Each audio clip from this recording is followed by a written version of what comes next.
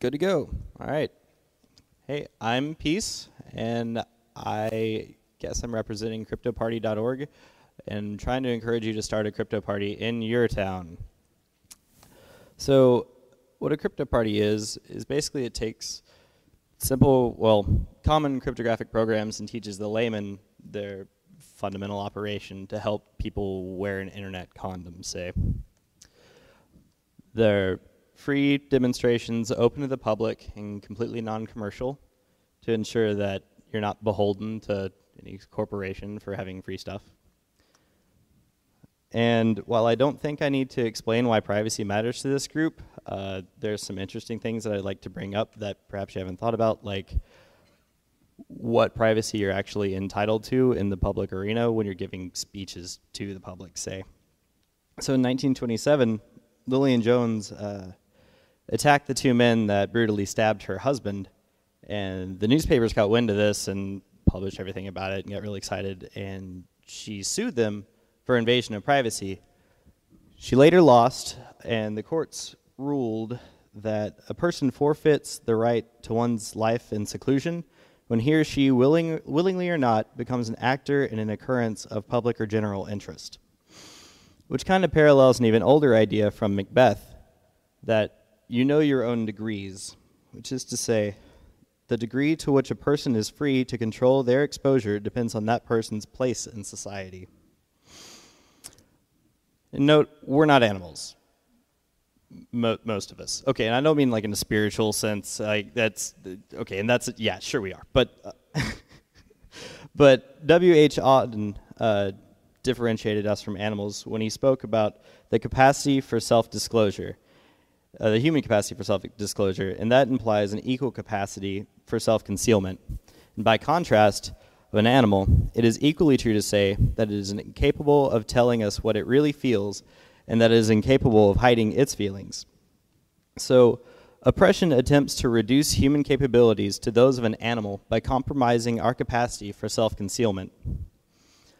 So, when you start to promote your crypto party, the most common objection that you're going to hear is, let them look, I've got nothing to hide.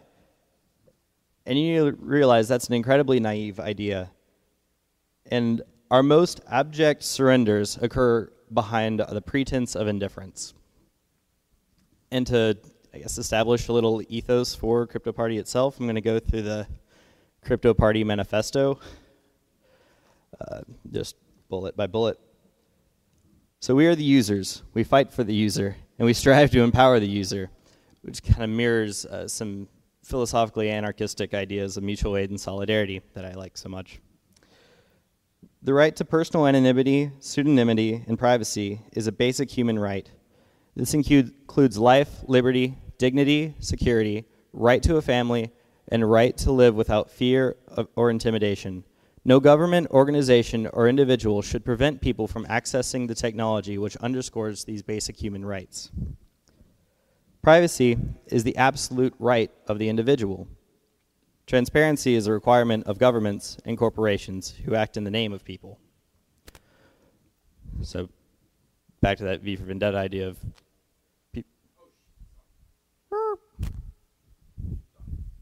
Yeah. Can I Vogue again? The individual, huh? Gonna marry? No. Oh, did she?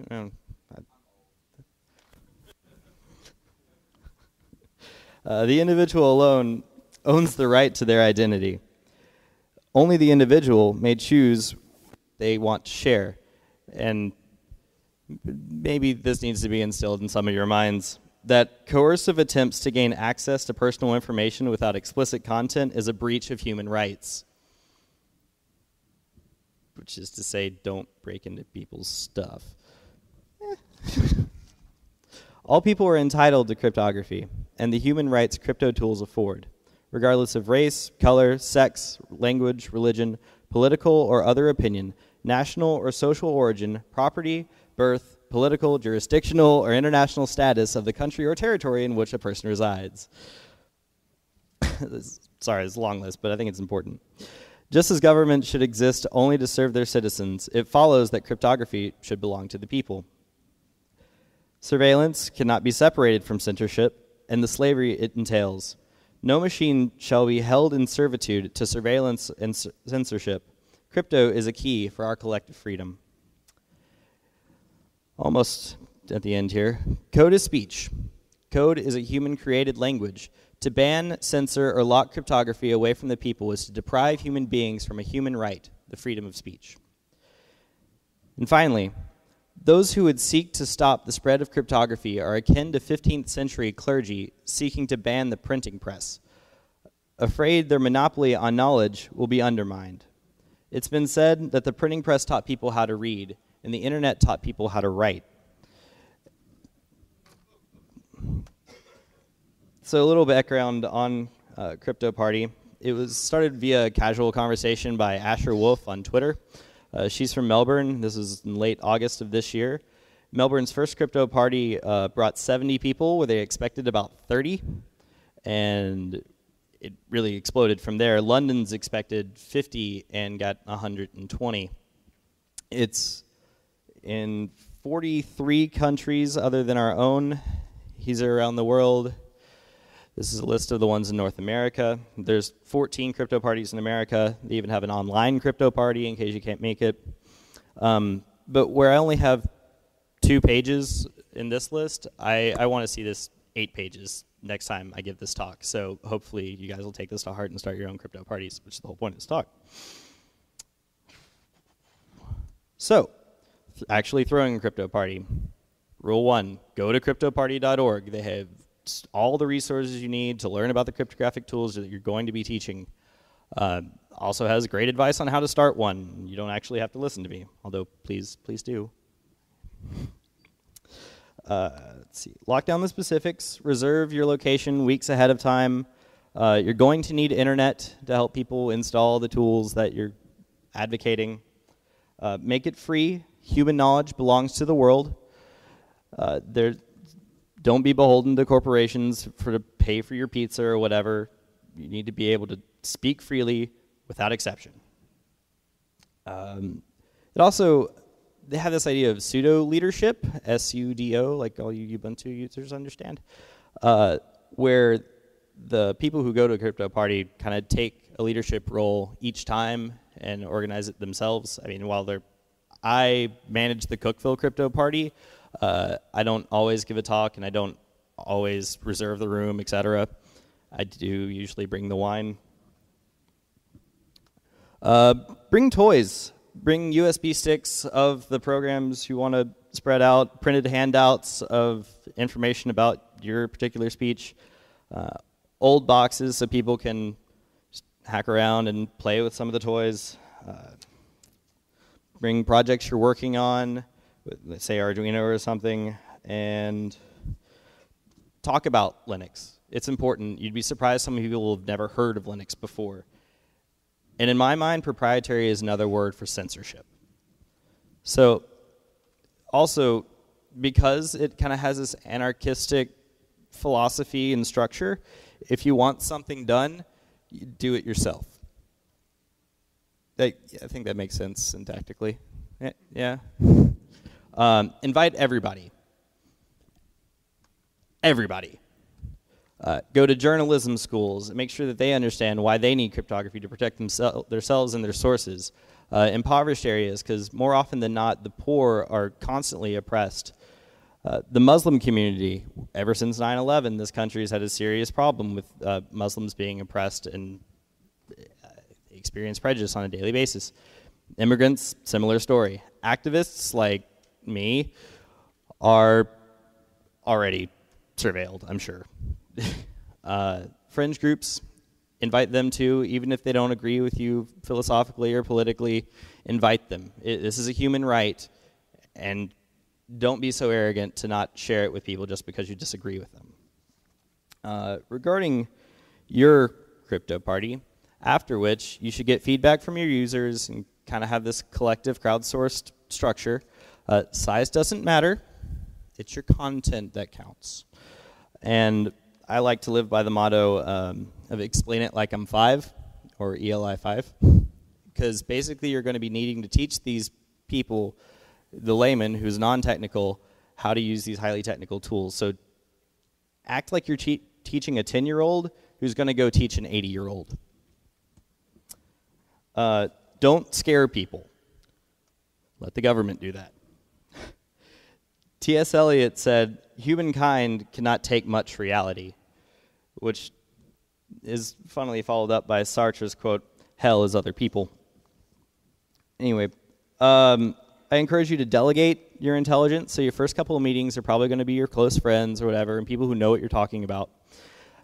And once you have a strong base set up and your crypto party grows and grows, you take those original members and you just spread them out throughout your group to help explain on a better teacher-to-student ratio. You're going to need to talk about Tor, off-the-record messaging, and pretty good privacy over and over again. These are fundamental tools to crypto party that everybody needs to know about. Yeah.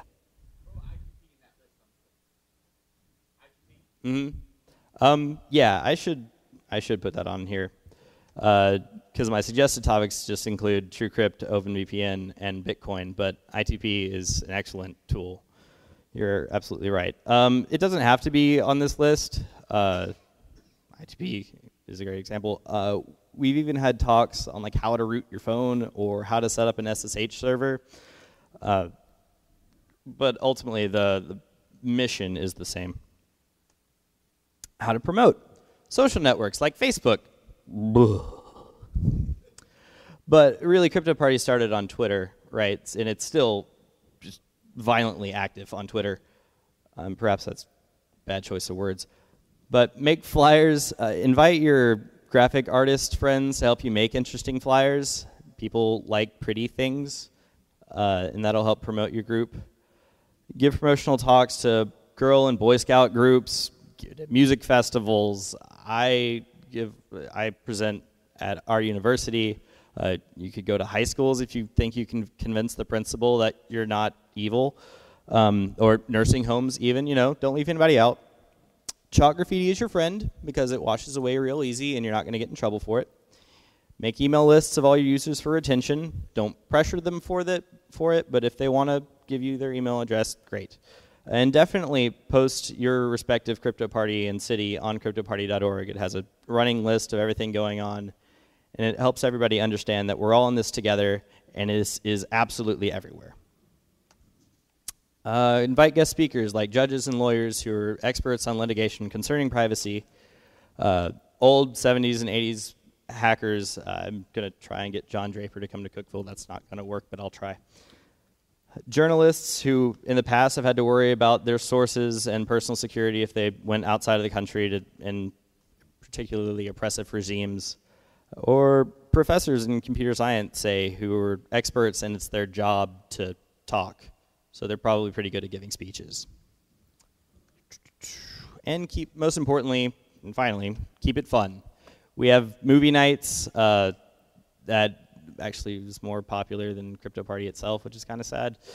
But we would have picnics if it wasn't super cold. I was thinking about doing some crowd art stuff, so go buy an old sheet and some acrylic paint and just all paint together. That'd be fun. LAN parties, you're probably going to have a bunch of nerds there. Nerds love games. I do. And post-party raids, which sounds terrible, but say like a critical mass of bikes where you ride around town and just post your flyers up. It'd be fun, helps build camaraderie. And celebrate holidays together. Like Monday night, we all got together, had eggy in a basket, and watched a nice film about a guy with a mask on and blowing up Parliament. That was highly successful. That's that. Questions? Comments? I'd really like to get everybody's idea on how to make Crypto Party better. So, yes? Well, Adrian talked about last night the King of the Hill, where you have to phone a machine and you keep a certain amount of time. Sure. Could you turn that idea on its head where you have a network hooked together with a hub just to make it easy for the person to switch? You have to get a message from party A to party B without the other people figuring out what it is. Yeah. So now you've got two people pitting them. You've got groups pitting against each other.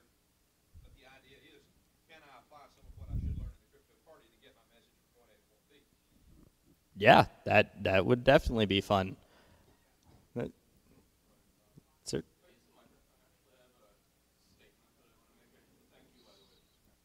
Thanks. Oh, maybe I should stand up here. That'll be easier. So yeah, I'm from Oakland and California. Has anybody heard about Occupy Oakland and all the stuff that's happened with it? With the tear gas and everything else? And I also helped to organize the Oakland crypto party, which I saw on there, so thank you. And also thank you so much for all the work that you're doing, because this stuff is critically important. One of the things that we discovered when we were running the crypto party that we did is that it's really important to get people to understand why it's important to them. I can give 2 examples just from things that happened in Oakland. Great. So first off, with the Oakland PD, it turned out that when they were coming out and breaking up the occupies or the protests or whatnot, they also had a system that was listening to all the cell phone traffic, and basically everyone who had a cell phone that was turned on at that time, all your traffic was being recorded, and they have records of everyone who was at a protest, and they're actually using that to do profiling. You just gave me chills. Right.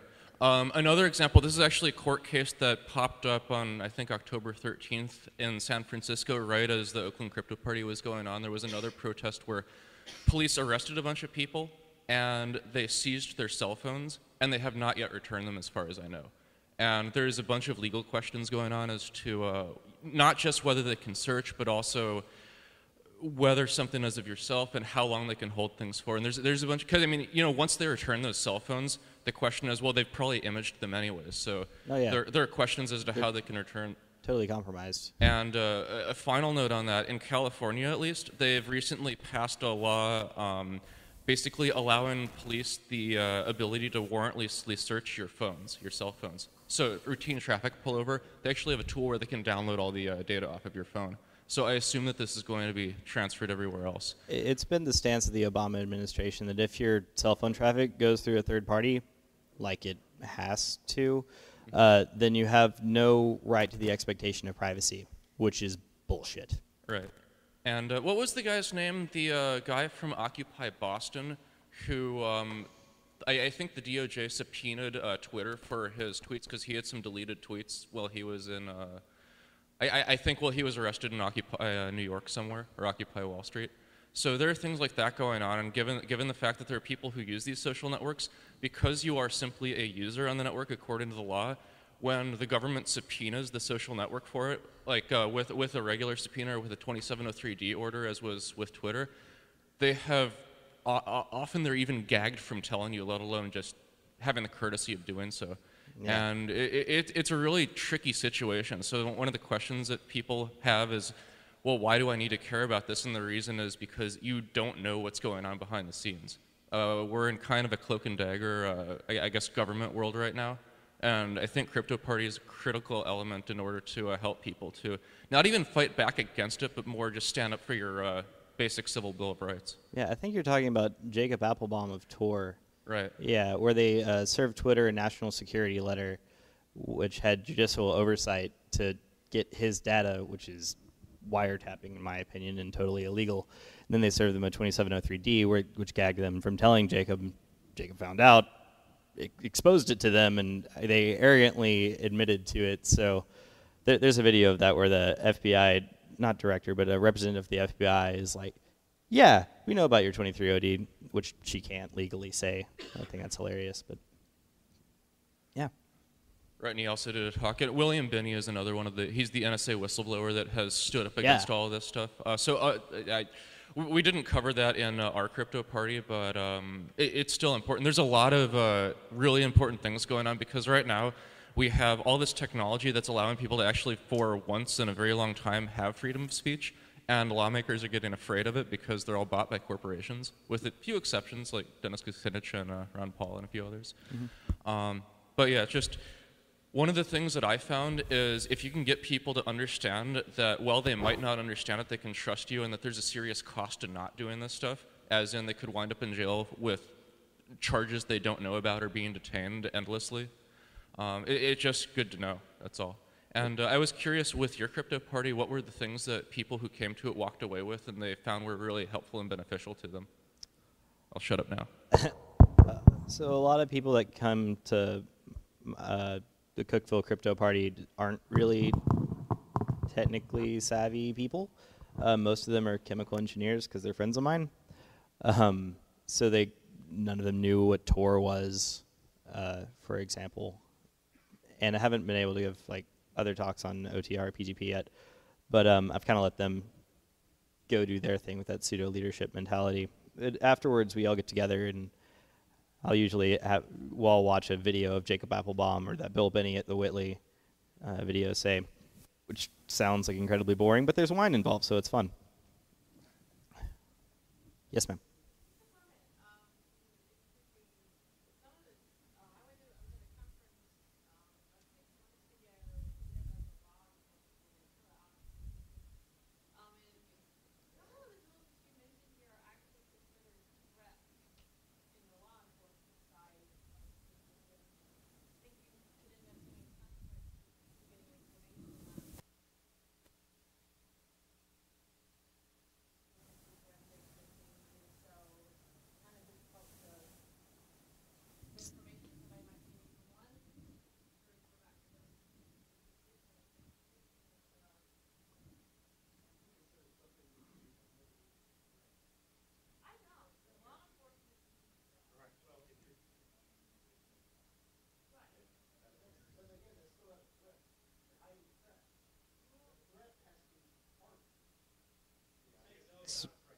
I mean, so by that we should like go ban guns and stuff, right?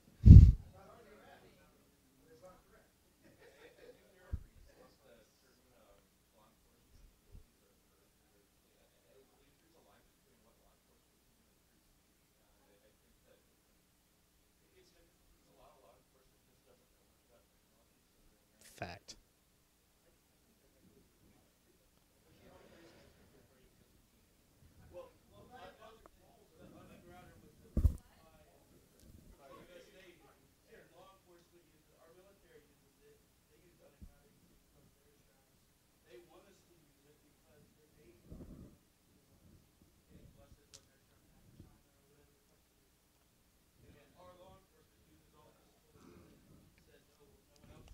Now, the Tor was developed by the Navy.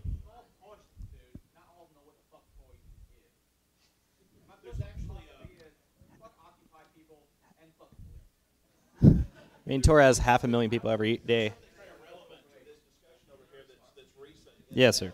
The FBI has recently been ordered by a judge to reveal data concerning their Going Dark program. For the last several years, Justice Department has taken issue with cryptography and their fear, not a realistic problem, but the fear that they are losing the ability to surveil. And this internal program called Going Dark has basically been a partnership between the Justice Department and companies like Microsoft, which now owns Skype, Facebook, Twitter, to create these sort of backdoors into infrastructure for the purpose of surveillance. A Ninth Circuit federal judge has ordered, either 9th or 7th, has ordered that the FBI reveal information about that Going Dark program. And this is, I think, part of a greater problem in the law enforcement community is the war on warrants. Where the warrant is a specific tool for judicial oversight of investigation, and that's something that they seem to want to get away from. So it gets me really excited that governments are finally afraid of their people. Well, they should work for us. Hey,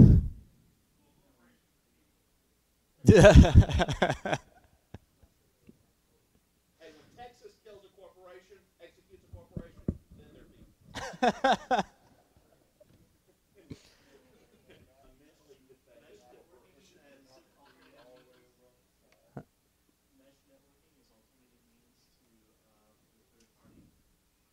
people.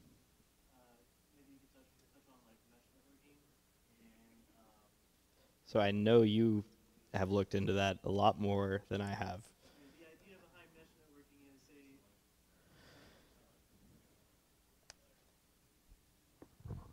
networking is okay, so the idea behind mesh networking is essentially, let's say all of us could pair our wireless networks together and say like you live in a neighborhood, so you go down the street, down the street, down the street, down the street, and then someone in that neighborhood has a link to the other neighborhood, and you're essentially creating an internet without any third-party provider involved. And I think that the awareness of mesh networking and the progress of mesh networking will really help advance anonymity and lower the reliance of the third parties that the governments are using to do surveillance on us. Absolutely. I know the Reddit community has a pretty active role in that. They started with the darknet plan and then realized that's a really poor marketing stance. So then now they just call it like the mesh network or something. I don't know. Yes, sir? So with Armageddon scheduled for next month, how does it affect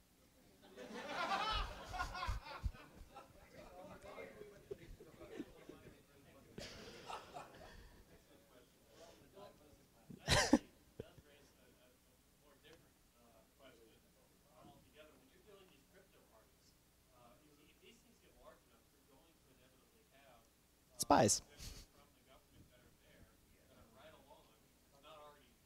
So we're not doing anything wrong.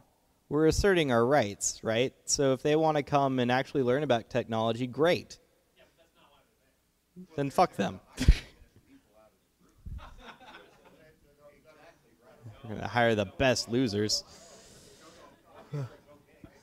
Yeah. You will know there's a representative at your crypto party when he or she asks you if you would like to go to the post office and not blow it up. That's if you say, no thank you. Yeah, Oh, wow. that's the technique the government likes to get people that have serious criminal records and say, hey, we'll put you on the payroll for your $80K a year, working under the FBI or whomever. You need to be an informant for this militia group. I can make $80K a year at that? And then they try to get them once they're in. Well, you need to talk to these guys and they go blowing up whatever for a whole entrapment scheme thing to make their little FBI group look like they're getting something accomplished by setting up some taxes.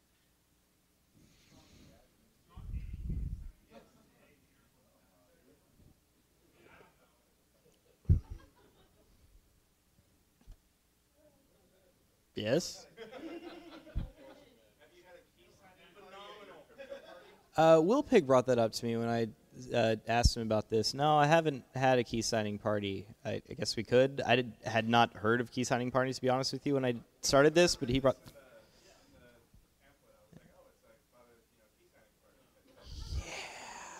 I was going to say, when you advertise it, make sure you say key signing party, not key party.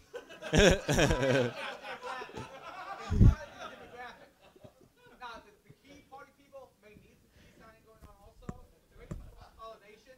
Consolidation is wrong too. We need to reach out to other groups. Yeah, right?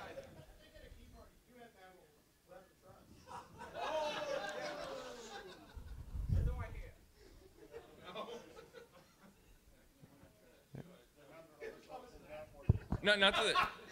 Well, yeah, I advocate key parties and safety all around, right? The comment that I wanted to add to the having key signing parties period, the way that we did it in Oakland at least, we actually had it split into two groups. We had an upstairs and a downstairs, so we could do that. The downstairs, which was bigger, we opened up for, we had different talks, and it was intended for beginners who maybe they didn't know math or cryptography or even computers at all, and it was intended as an introduction. We had upstairs the people who knew a bit more about it. We had key sign-in. There was a lot of arguments about MPOTR and things like that, multi-party OTR. And we just found that splitting it and allowing people who were a bit more advanced to come and collaborate and even create tools if they wanted to do or discuss the pros and cons. Those discussions we could then put in a wiki. And Yeah. And that we did that in addition to having the introductory things. And we're fortunate enough to be next to the EFF, so EFF sent a couple people over and they gave talks about Tor and OTR and things like that. So that's just something that we did that we found helpful. If little Cookville Crypto Party gets that big, hopefully we can split it someday. And hopefully we can start one in Nashville. I'm a little surprised it's not here yet. So, SE 2600, yeah.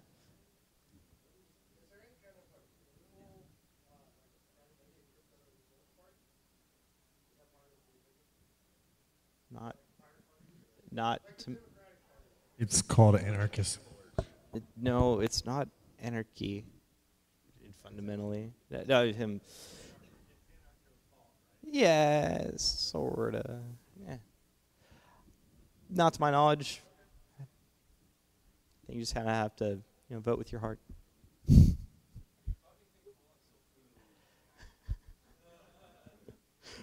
I don't know what you're talking about.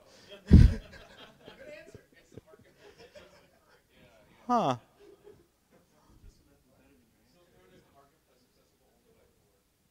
And you buy with Bitcoin. Yeah. So it's a lot of drugs. A lot of drugs. There's actually a category of art that just has drugs in it.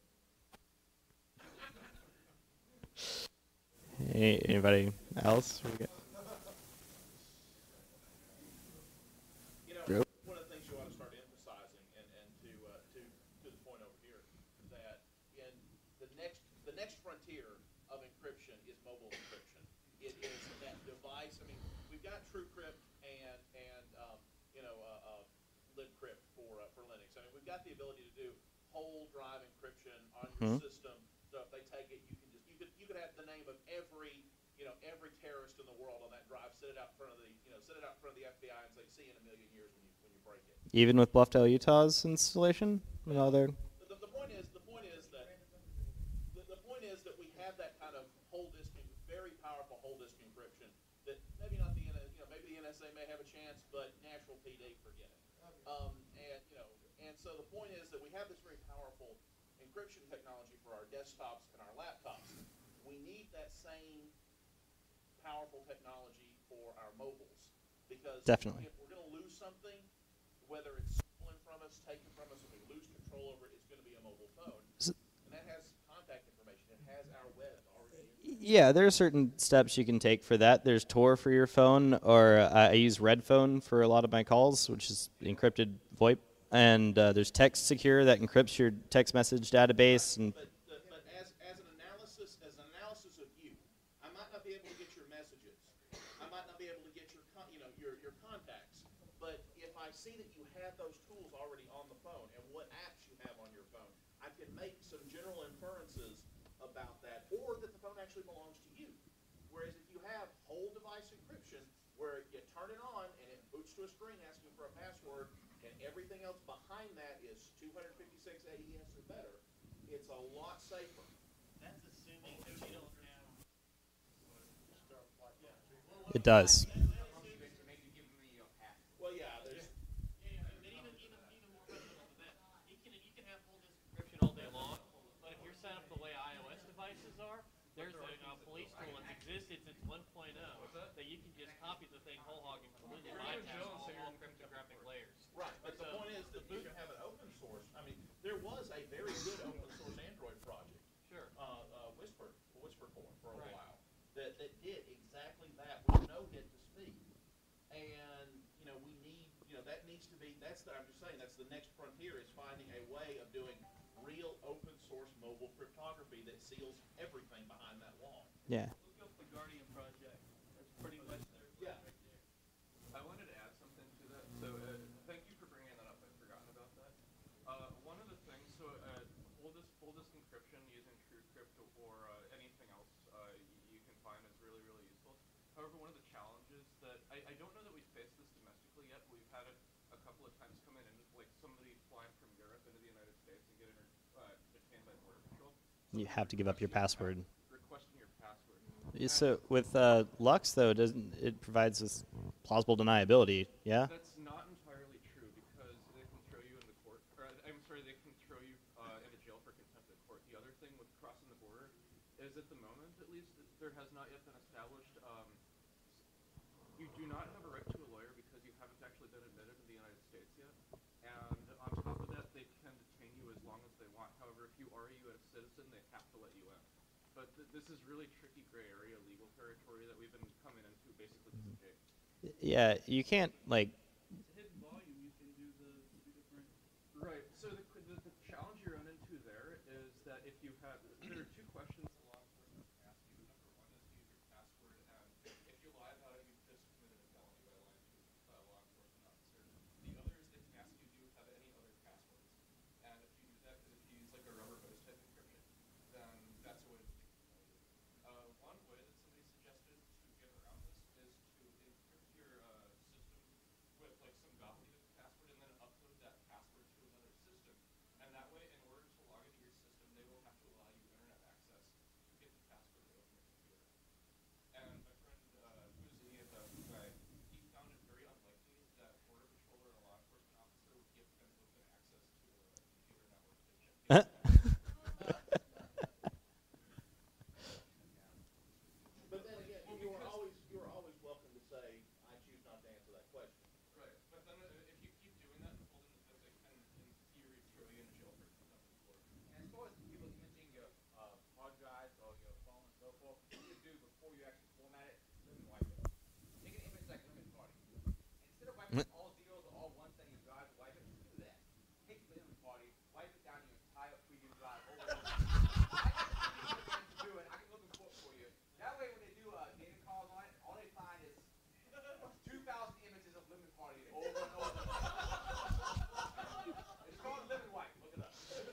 Brilliant. Well, what size drive you got? Yeah, it depends on the size. Mr. Hands all day. I know it pisses them off, but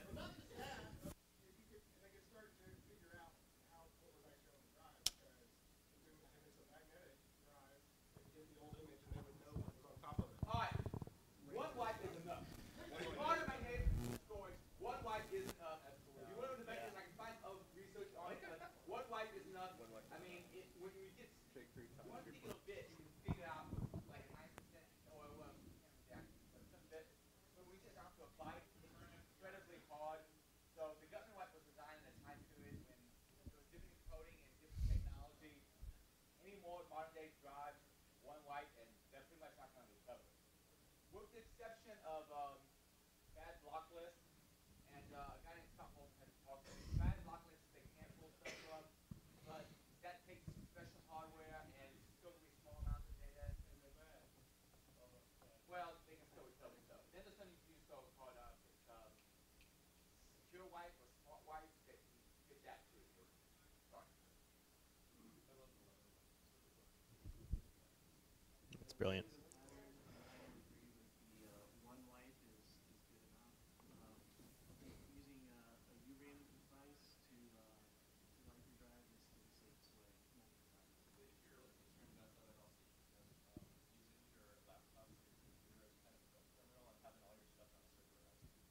Yep. Yeah, don't travel with a hard drive in your computer.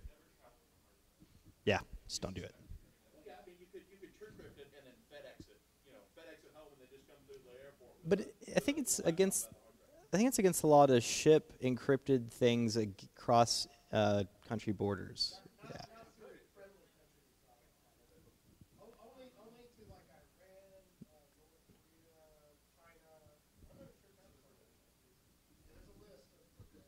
Duly noted. Paranoid. You true crypt it, you take the bootloader off so it just looks like random data. You FedEx it. No, because there's a guy in the UK who got sentenced to 5 years gigs of space noise. They thought it was encrypted data, and it was just a wave file of space noise. Yeah, so no, they'll fuck you for that too. But now that's the UK where the laws concerning revelation of passwords are different. True.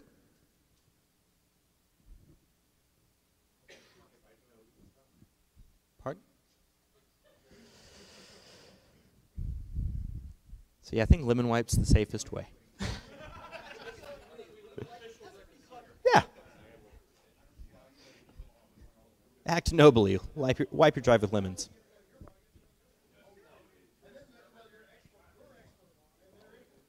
We good? Okay. Thanks.